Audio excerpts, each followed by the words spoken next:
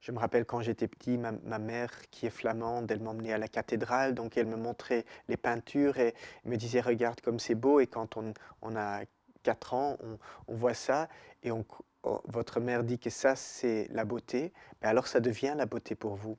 C'est quelque chose qui fait du bien hem, parce que c'est votre mère qui vous le dit et vous la croyez parce que vous faites confiance à votre héritage.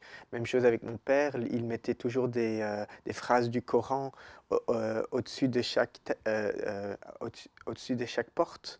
Donc en fait, quand j'étais petit, je voyais toujours cette esthétique de la calligraphie arabe et je pense que ça a absolument influencé ma manière de bouger, de penser, de voir l'écriture aussi, de pouvoir la voir à l'endroit et à l'envers.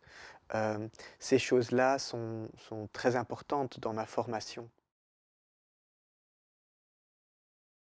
Non, je ne pense pas que la chorégraphie est universelle. Il y a des mouvements qui, dans une forme de danse, sont mal vus par une autre forme de danse et c'est pas la forme de danse, c'est les gens hem, qui la dansent en fait. C'est des danseurs qui se disent: «Oui, ça c'est pas mo trop mon truc et ça c'est pas mon truc» et moi j'ai tendance à essayer de voir à quel point toutes ces choses se relient.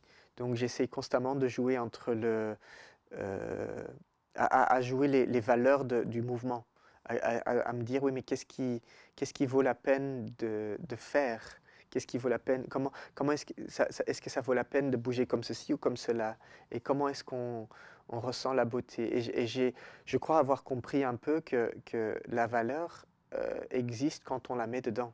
Donc il faut la mettre et il faut l'assumer et à un moment donné, quelqu'un d'autre verra cette valeur aussi. Mais ça prend du temps parfois, c'est pas tout de suite et donc on est tous maîtres de nos valeurs. On peut les créer, et donc et je crois aussi, c'est pour ça, une fois que j'avais compris ça, que ma manière de voir le spectacle et de créer le spectacle était différent. Ma forme la forme de m'exprimer aussi, je comprenais que le spectacle était un reflet de la société, mais aussi que chaque société est un reflet de chaque spectacle. Donc ça va dans les 2 sens et que d'une certaine manière avec l'art, on peut aussi, rendre les gens qui regardent différents, comme eux nous rendent différents parce qu'ils ont le public a une influence énorme sur la manière dont je bouge, énorme et en même temps j'ai envie d'avoir mon influence de retour donc c'est comme une sorte de oui, heu, une énergie, qui est circulaire. Voyager, c'est plutôt, c'est très naturel. La migration, regardez les oiseaux, ils sont constamment en train de bouger d'un espace à bon, pas tous les oiseaux, mais il y a des sortes qui vraiment savent à quel point être une période ici, puis aller une période là, puis ils voyagent là, puis ils retournent là, et puis après ça revient là. Donc je pense que l'être humain, en fait, a besoin de ça aussi pour se développer, il a besoin de bouger. Donc pour moi, ce n'est pas que je pense que dans ma quête identitaire dans laquelle on me demande de choisir et que même à 37 ans, je n'ai pas envie de faire un choix, j'ai plutôt envie de dire: «Oui, je suis de toutes ces choses».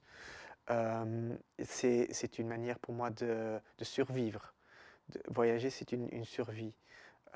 Mais je pense que c'est quelque chose de très naturel et qu'on devrait voir avec, heu, comme on la voit dans la nature, comme une extrême nécessité. Il y a plein de Belges qui vont à New York, il y a plein d'Américains qui viennent en Europe, il y a des gens du Japon qui viennent ici aussi. Donc ça bouge dans tous les sens et voilà, c'est pas, en fait, c'est très naturel de bouger.